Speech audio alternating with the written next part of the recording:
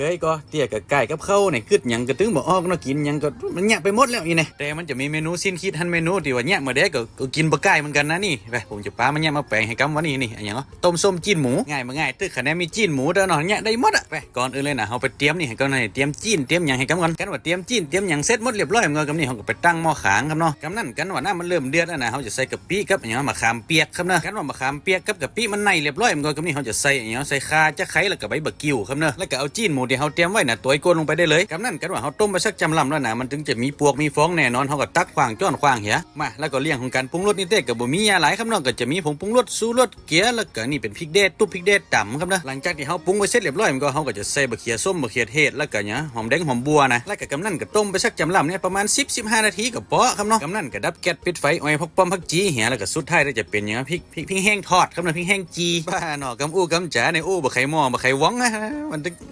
จะขอแห้งจ๊ะเนาะ ห่าวจะโบกเสร็จเลยดิจ๊ะเนี่ยก็มองเอี้ยเสร็จเรียบร้อยแล้วต้มส้มจิ้นหมูเฮาบ่ตักใส่ถ้วยใส่จานพร้อมเสิร์ฟได้เลยนี่เนี่ยง่ายมาง่ายตึกนั่นตักใส่ถ้วยใส่จานเสร็จเรียบร้อยกับพักป้อมพักจีย้องหน้าให้น้อยแล้วก็พริกแห้งจีพริกแห้งทอดน่ะยูยี่บิดย้องหน้าให้สักน้อยเนี่ย